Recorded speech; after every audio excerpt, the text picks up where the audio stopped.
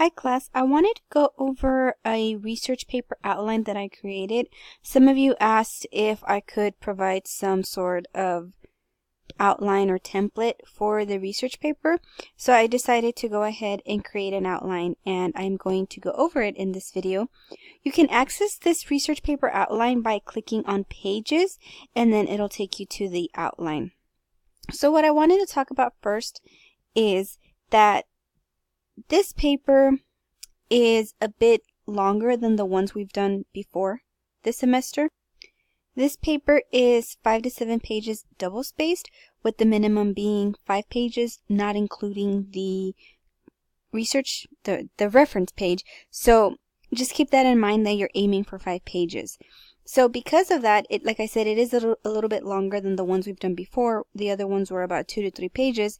So usually when you write a longer paper, it is very important that you try to stay organized, because longer papers, often it's hard to keep track of what you're saying because you are writing so much. So a lot of times you can lose focus.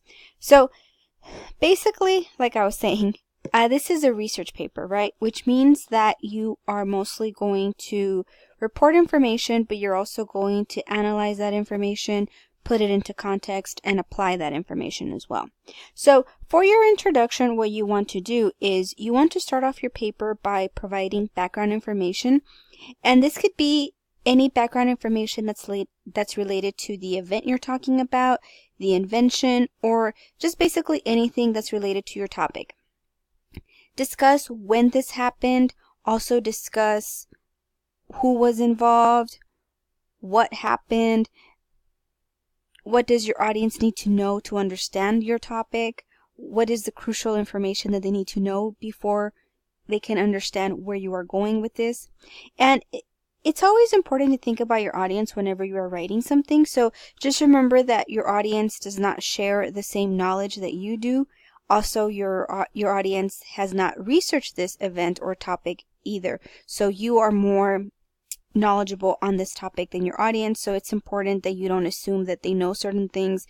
It's always better to just go ahead and explain and provide any important background information.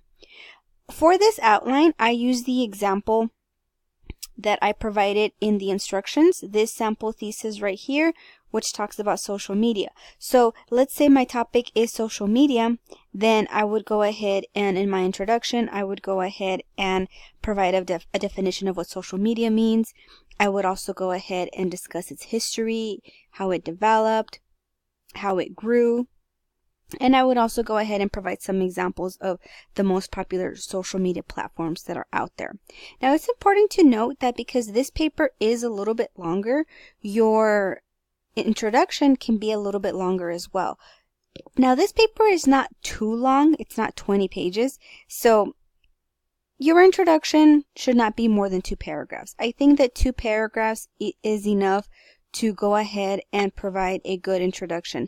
Now, if you have a very complex topic where you need a lot of, where you need to provide a lot of background information, what you can go ahead and do is you can go ahead and introduce the topic, provide your thesis in the introduction, and then you can go ahead and get more into detail regarding that background information. But you definitely don't want to have your thesis anywhere after the 2nd paragraph, because that would just create confusion. After you've introduced your topic, what you want to do is you want to discuss the pros and cons of this event or this topic. For example, social media, I would discuss the pros. I would talk about how it connects people, how it provides more ways to connect. Then I would discuss the cons and talk about how it's also served as an outlet for narcissism and that it prevents us from communicating in person. If I am discussing an event, then what you can do in this section is you can go ahead and talk maybe about the aftermath or the consequences. So you can go ahead and talk about what came after this event happened, the good and the bad. Or if nothing good came out, or if you don't want to take that approach of good and bad, then you can just go ahead and just be objective and talk about the aftermath. For example, if you're talking about something like the Vietnam War, but you want to remain objective, then you can just base it on facts. Like you can talk about how the economy was impacted. You can talk about, you know, the soldiers when they came back and issues they faced. Again, you're not saying if it's bad or good, but you're just presenting the information. So that's another approach that you can take here. So like I was saying, if it's a topic like social media, then you can discuss the pros and the cons. If it's an event, then I suggest that you discuss perhaps the before and the after. Or you can discuss the negative and positive consequences that came from that event. And, you know, I think it's always important to discuss the before an event happened, just to provide context and to establish what the country was like before this event, and then to really highlight how the country changed and how those changes influenced our identity. After you've done that, after you've put the event in context, or the topic in context, you want to go ahead and get into your discussion of how this topic relates to the identities that we've discussed in class. So for example, I am going to start off with individual identity for this pretend paper because I feel that social media had the most impact on individual identity. So I recommend that you start off your discussion of identity by addressing the one that you feel the topic had the most impact on. So here I'm talking about how it impacted individual identity.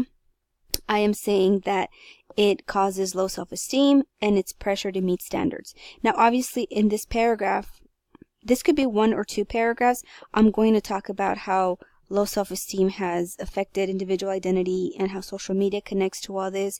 So I don't want you to just think of it as, oh, I have to list things that are related to individual identity. No, what you want to do is you want to analyze it, discuss it, build connections.